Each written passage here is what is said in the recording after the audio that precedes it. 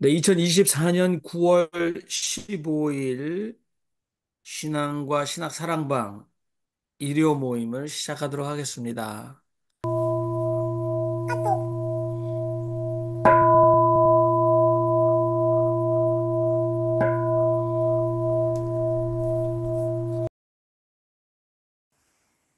해 돋는 데서부터 해 지는 저기까지 말씀으로 하나님이 온 세상 부르신다.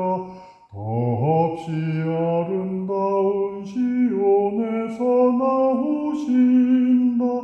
눈부시게 나오신다. 하나님 나오신다.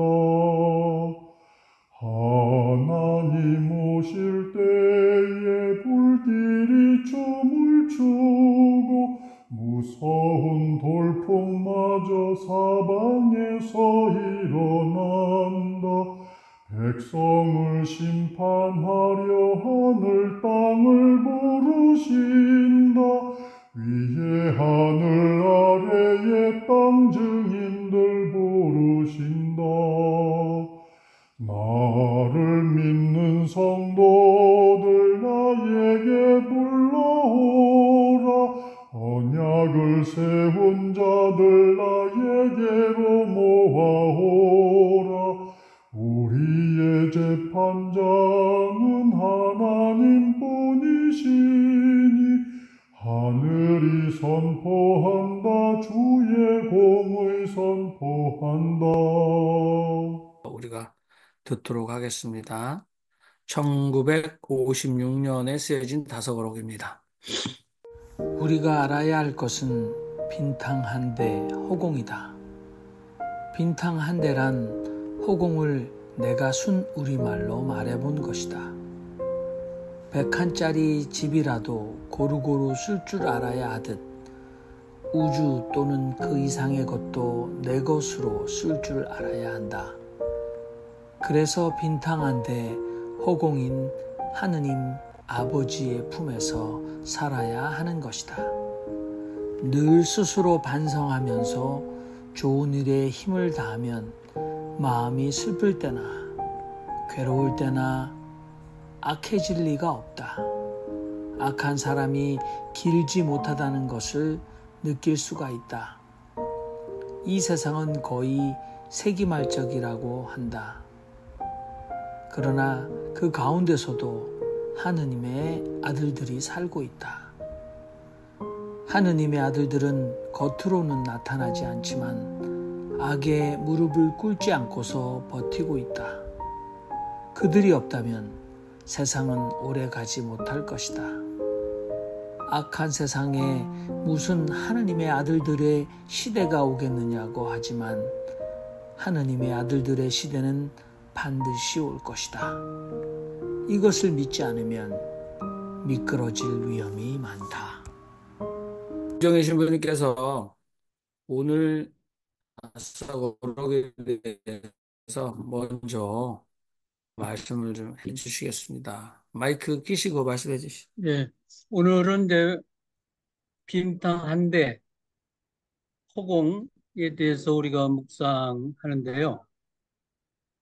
다석유영무 선생님은 공여 배향이라는 이 한자를 공을 더불어서 늘 사는 거, 공, 예, 빔, 비우는 거를 더불어서 공여, 배향, 그러니까 허공을 뒷배경으로 하고 비움을 늘 함께한다.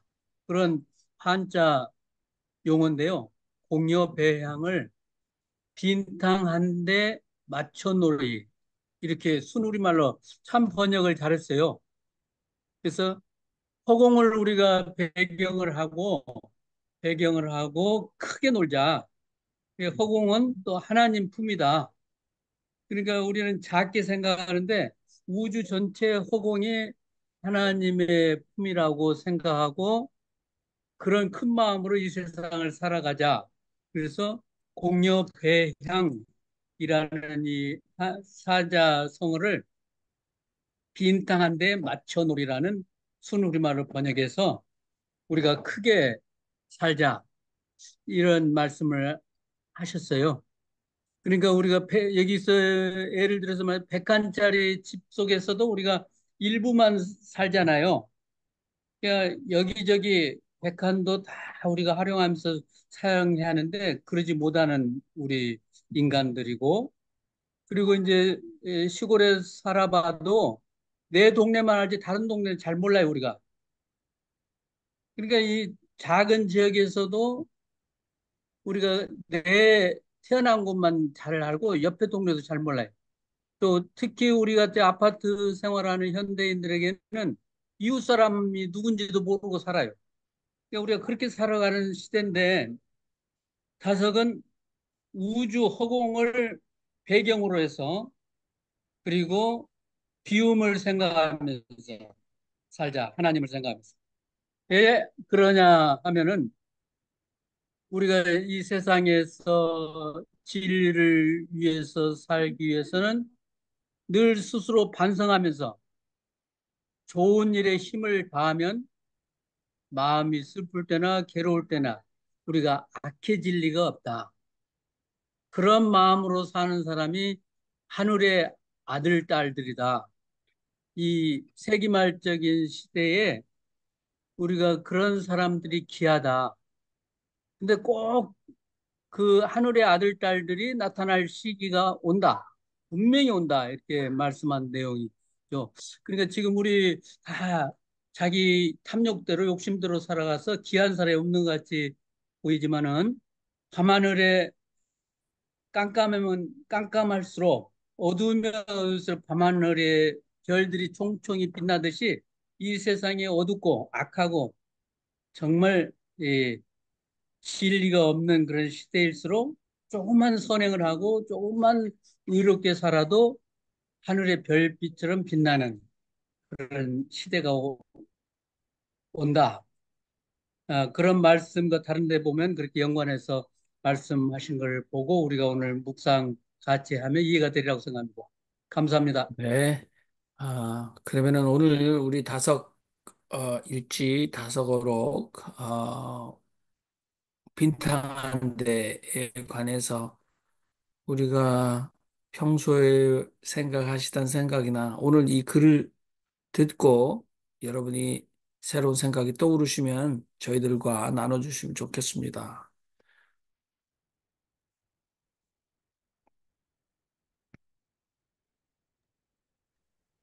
저는 무엇보다도 오늘 읽은 이 말씀은 그 다석이 예, 한 말씀이 좀 뭐 초점이 없는 것 같고 어떻게 좀 뭐라 그럴까요? 너무 좀 항상 어, 큰 얘기 같은데 오늘은 아주 구체적으로 좀 그 투쟁적인 면이 있어서 아주 어? 그게 마음에 들었습니다. 예? 절대로 이거 아주 현실적으로 접근하는 그런 실망하지 말고 낙심하지 말고 계속 싸워야 될 부분. 근데 저는 그렇게 받아들였어요. 그래서 이분한테 이런 면도 있구나. 그런 생각이 들었습니다. 그래서 어떻게 하면은 다섯의 그 말씀 깨달음을 우리가 좀 구체적으로 어 그러니까 뭐 성령 받듯이 예? 구체적으로 필링이 좀 오도록 할 수는 없을까 늘 그런 생각을 했는데 오늘 이 말씀은 좀 어, 아주 좀 잘 풀어서 설명하면 아주 훌륭한 설교거리가 될 것 같아요. 예, 일반 대중들한테 그런 생각이 들었습니다. 네, 감사합니다. 그,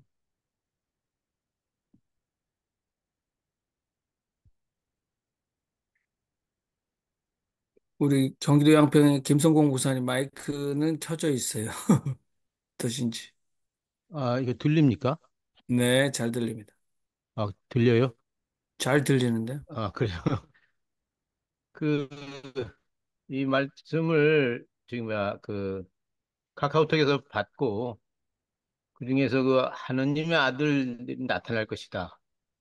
아, 반드시 나타날 것이다. 이 아들들인데 아들과 딸이라고 아까 또 우리 윤정민 아, 신부님께서 심지어 말씀하셨는데 그 아들들이 나타날 것이다. 어쨌든 아들과 딸들이 나타날 것이다. 그랬을 때 제가 이거를 그대로 해가지고 페이스북에다가 그 부분만 따가지고 다석 유형모 해서 1956년 이렇게 해가지고 그대로 올려놨어요. 예.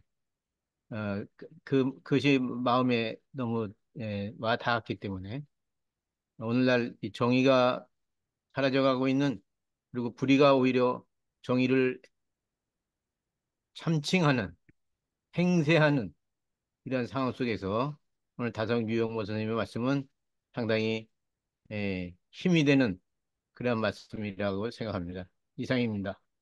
네.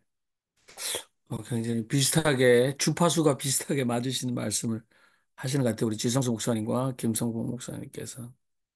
아, 네, 음, 정숙천 목사님 마이크 네, 켜셨는데요. 저는 여기에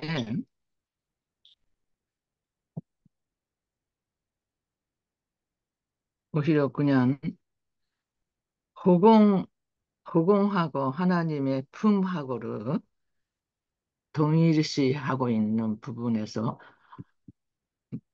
가슴에 뜨거워집니다. 결국은 우리가 모든 이 물질의 세상에 것을 다 내려놨을 때 그것이 하나님의 품이다. 이렇게 해석을 해도 괜찮은 것인지 제가 신부님께 질문하고 싶고요. 육체가 이 세상을 떠나신 분들이 저는 항상 인사를 할 때 하나님의 품에서 평안하소서 그러는데요. 결국은 우리가 아직까지 육체로 떠나기 전에도 우리들이 이 비움, 호공이라는 그 세상 아무것도 정말 사사로운 아무것도 갖지 않는 그곳에 하나님 품에 있는 것이다. 굉장히 뭔가가 제가 다가오는 것 같은 느낌입니다. 네.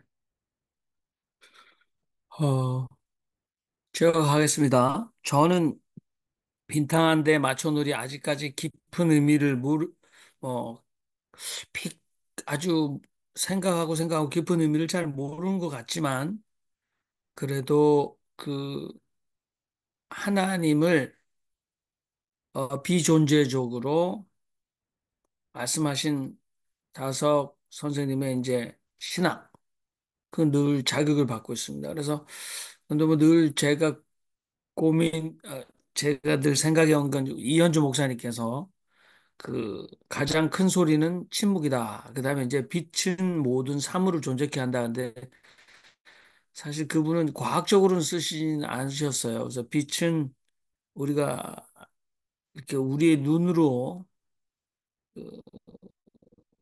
실체가 없는 것처럼 보인다. 그러나 이제 빛이 아, 들녘의 나무들이나 돌멩이, 풀, 산강 모든 것들을 존재케 우리에게 인식할 때 존재케 하는 힘이다. 이렇게 얘기하시면서 그거를 결국은 이제 아, 있지만 없으시고 없은 듯 존재하시는 하나님에 대해서 말씀하시는데 여전히 다석 선생님의 빈탕 한 대라는 말을 통해서 지금 정숙자 목사님께서 말씀하시는 그것이 하나님 아버지의 품이다라고 하는데 그 말도 다석 선생님 조금만 더 현대에 살으셨다면 하나님 어머니의 품이다 이렇게 말씀하셨었겠죠. 뭐 그건 의심하지 않습니다. 그러면서 우리 시대 우리 지성수 목사님과 김성봉 목사님께서도 아주 투쟁적인 다석의 면 이렇게 말씀하셔서 악에 무릎 꿇지 않고 버티고 있는 하나님의 자녀들. 근데 제가 그 곱틱의 나사로 수사에 대한 비디오가 좀 만들어진 것 같아요. 영국 BBC에서. 안토니오 수도원도 길이 없어서 걸어가야 하는, 그러니까 차가 들어가지 못하는. 근데 그 안토니오 수도원을 벗어나서 인간이 생존하기 너무나 힘든 극한 그 황량한 돌산, 거기 굴을 파고 살고 있는 이 곱티 교회 안토니오 수사, 정말 나이가 많았는데 그분은 그 인터뷰에서 세상을 지탱하는 것은 뭐 한국말로 하면 염력이다 이렇게 얘기를 하시더라고요.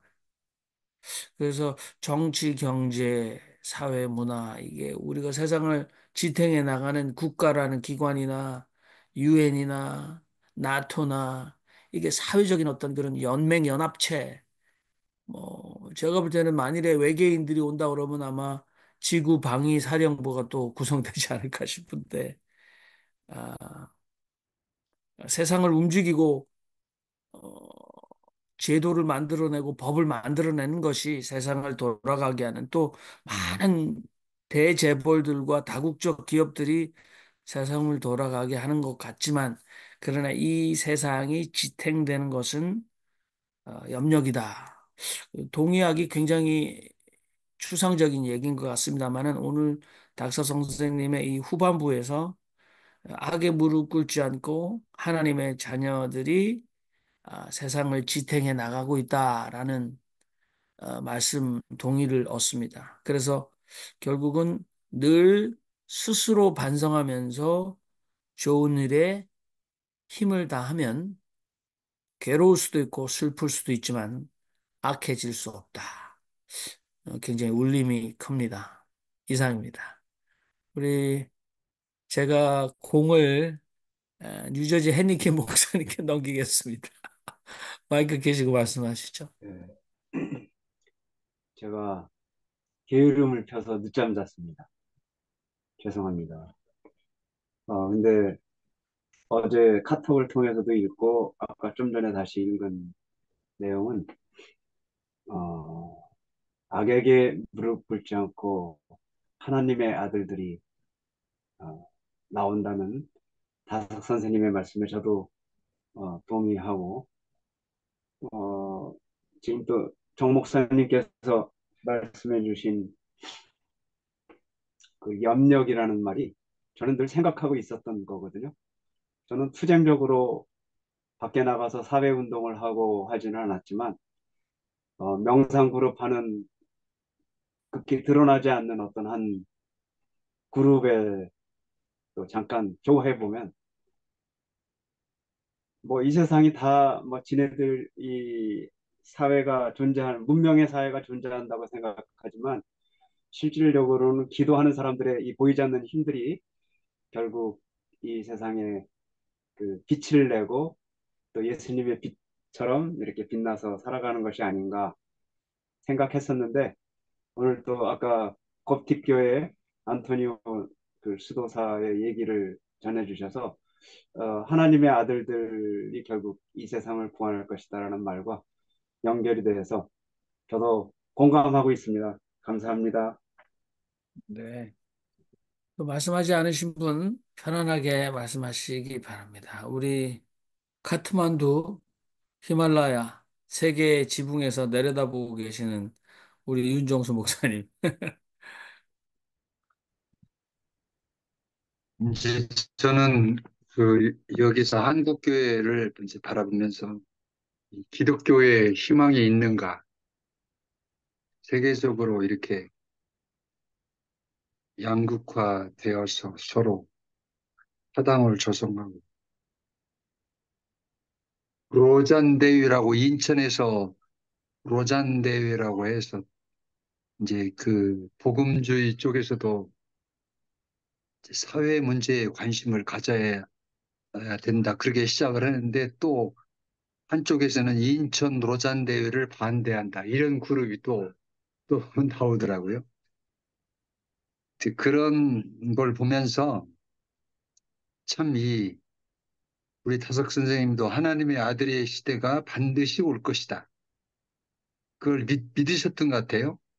이것을 믿지 않으면 미끄러질 위험이 있다. 그러니까 이제 이런 믿음을 가지고 살아야 되는 건데 결국 중세 카톨릭 교회에서도 이제 수도사들이 그 정신을 이제 이어갔는데 지금의 이 시대 속에서 우리가 어떤 수도사의 정신으로 설 것인가. 여하튼 저는 이런 그 상황 속에서 나라도 희망이 되어야 되겠다. 희망의 사람들이 모여서 기도하는 수밖에 없다. 역사 속에서 깨어 기도하는 그 사람들이 결국 하나님의 역사를 이루어갈 것이다. 이렇게 생각하고 믿고 이렇게 기도하고 있습니다. 만일 기도, 만일 동안 써서 기도하겠다. 기도하는 수밖에 없지 않는가 이런 생각입니다.